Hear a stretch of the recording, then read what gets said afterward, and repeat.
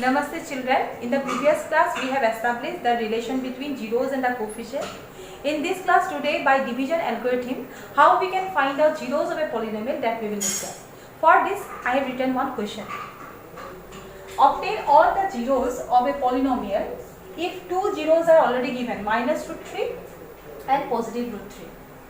As these two are zeros, so their factorial form will be x plus root 3 and x minus root 3. The answer we will write in this way. Since minus root 3 and positive root 3 are zeros of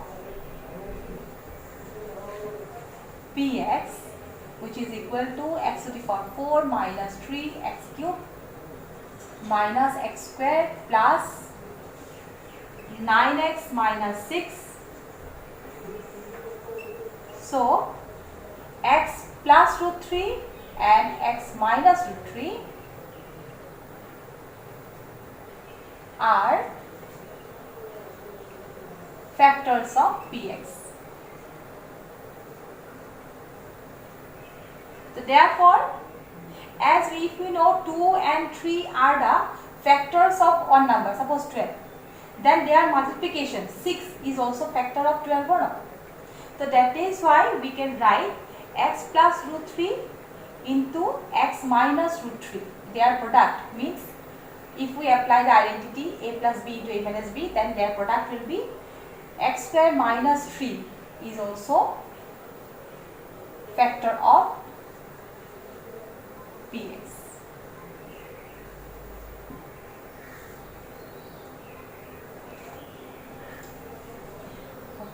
So suppose here we know the degree of the polynomial is 4. So there should be 4 zeros, but here in the question given only 2 zeros.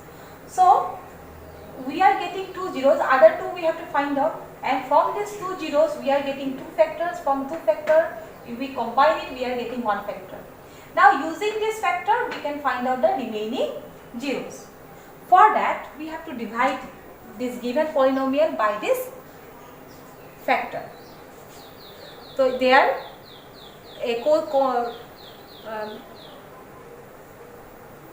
let's take quadratic polynomial. The general form of quadratic polynomial is ax square plus bx plus c, where a not equal to 0. But before going to discuss about zeros and coefficient or relationship, before we will see this polynomial, one example I have written there, 2x square minus 8x plus 6. It is an example of quadratic polynomial, and if when we factorize it to get the factors of this polynomial and from the factors to 0, then we are getting zeros are 3 and 1. But when we are doing factorization, that we have to remember, as 2 is there multiplied with each term, so we are getting as a one of the number numerical factor, it is 2. So here to get the relation between zeros and coefficient of this polynomial, let's take zeros of the polynomial Px is alpha and beta, and the polynomial ax square plus bx plus c we can write as k x minus alpha and x minus beta. Why we have written like this? Because k I have written. K is a constant. Here you have to remember k is constant. K is constant. Because this type of polynomial when we will get, then we get one numerical 2 here. Sometimes we may not get 2 or other numerical value. You may get 1.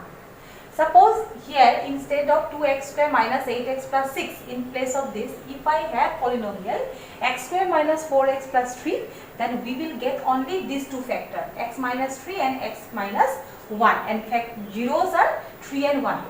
And for them also zeros will be 3 and 1, and for this polynomial also zeros will be 3 and 1. So sometime along with the factors we may get a numerical value. So here I am writing k. So ax square plus bx plus c is equal to k into x minus alpha and x minus beta. After that, if we multiply this x minus alpha and x minus beta, then we will get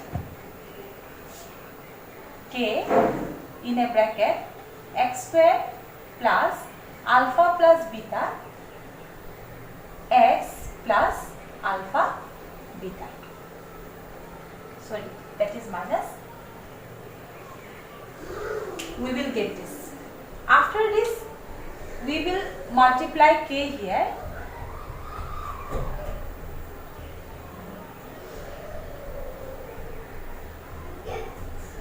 Okay.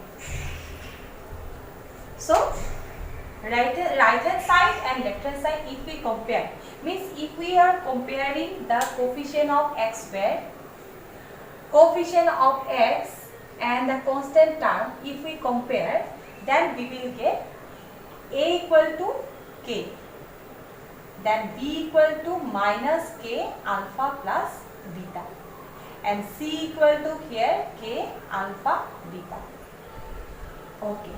After this, we have to find out the relation between them. If we divide b by a, because we want alpha and beta are zeros, so first of all we will write down this term first. So b by a, if we write down, then it will be k alpha plus beta divided by k, and we will get minus in bracket alpha plus beta. So ultimately it implies that alpha plus beta equal to minus b by a. Alpha and beta are zeros and b is coefficient of x, a is coefficient of x square. So this is the relation between them. What is the relation? Relation is sum of the zeros, these are zeros of this quadratic equation, sum of the zeros is equal to minus coefficient of x divided by coefficient of x square. Similarly, if we try to divide c by a, then what we will get? C by a, if we divide, then we will get k alpha beta divided by a, k. Then k if cancel, we will get c by a equal to alpha into beta. So alpha into beta is equal to c by a, we will write down. The second relation is this. Alpha and beta, as they are zeros, the product of the zeros, this is sum of the zeros, product of the zeros equal to constant term divided by coefficient of x square. Let's do one question now. Here I have written first question of the exercise 2.2, number 1 question, first question. X square minus twice x minus 8 is given. Here you have to find out zeros of this quadratic polynomial and then verify the relation between zeros and coefficient. The relationship we have to verify. So first of all, what you have to do, you have to right hand side I have shown the factorization. In this way you have to factorize this polynomial. But remember, you have to show the factorization. After factorization you will get zeros of the polynomial. So after this, you are getting factorization is x minus 4, another factor is x plus 2. After that you have to write down zeros of polynomial px. These are what? 4 and minus 2. After that you have to sum of the zeros, you have to write down. Sum of the zeros I have written here. 4 plus minus 2. Zeros of this given polynomial is 4 and minus 2. I have written it. And what is the answer? The answer is 2. Now we have to verify sum of the zeros equal to minus coefficient of x divided by coefficient of x square. Yes or no? So this 2 we can represent like minus 2 by 1. This 2 we can write in this way also. You look, minus 2 by 1. Okay, this minus sign means minus, and minus 2 is coefficient of x. Coefficient of x. And then divided by 1 means coefficient of x square. The relation is good. ultimately sum of the zeros, what value we are getting, this is equal to minus coefficient of x divided by coefficient of x square. When you write it, first of all, as you know, this relation will be this one. When we are getting this number, directly according to this you write down, and then you can verify that this according to minus a coefficient of x divided by coefficient of x square, when we are writing, you are getting this value or not. If you are getting problem to write like this, then you can do like this. According to this you write, and then you verify you are getting the same answer or not. If same answer, means sum of the zeros equal to this relation. Like this product of zeros. Product of zeros is 2 and minus 4 in minus 2. 4 into minus 2. Product we are doing, it is minus 8. Then we know that, what I have said before, like this we will do. We know that ultimately we have to prove that constant term divided by coefficient of x square. Now according to this I will write here, we are getting one of you look. Constant term is minus 8 and divided by x square means 1. Yes, minus 8 also we can write in this way, and it means constant term divided by x square. So this relation is correct. So in this way we can verify. First of all we can find out the zeros, and then we can verify the relation between zeros and coefficient.